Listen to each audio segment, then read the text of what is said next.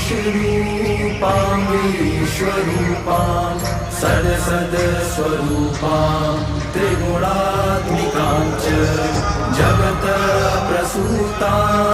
अजानजाम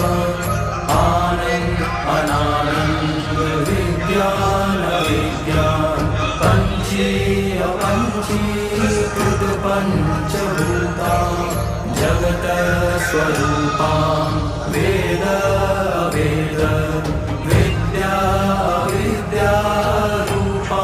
नमामि ऊर्ध्व-अधः तिर्यक्-सर्वव्याप्ताम् आदित्यवशूद्रगतिस्वरूपां ब्रह्मा प्रजापति भगवान् विष्णु चराचराणाञ्चाधारभूताम्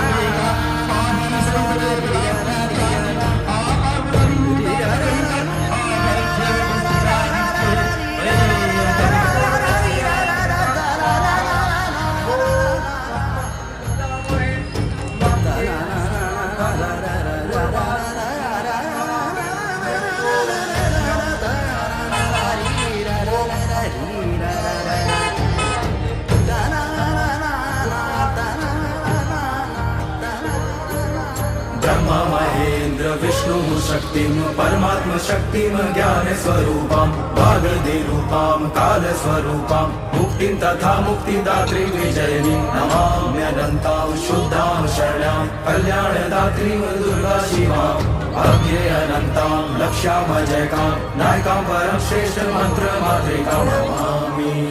दुर्गां तां दुर्गमाम समस्त पाप निवारणिश्च भजामि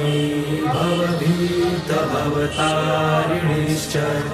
तां चिन्मयातीतां शून्यसाक्षिणीम्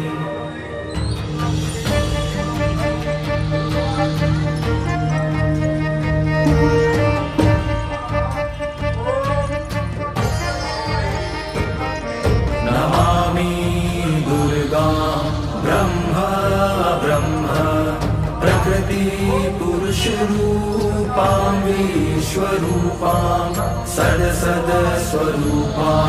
त्रिगुणात्मिकां च जगत्प्रसूतां अजानजाम आनन्द-अनानन्द-विज्ञान-अविज्ञान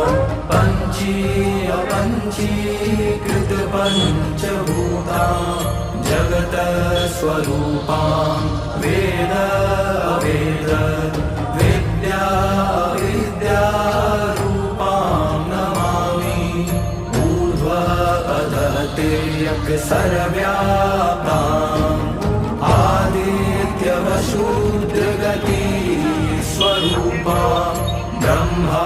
प्रजापति भगवान् विष्णु चराचराणाञ्च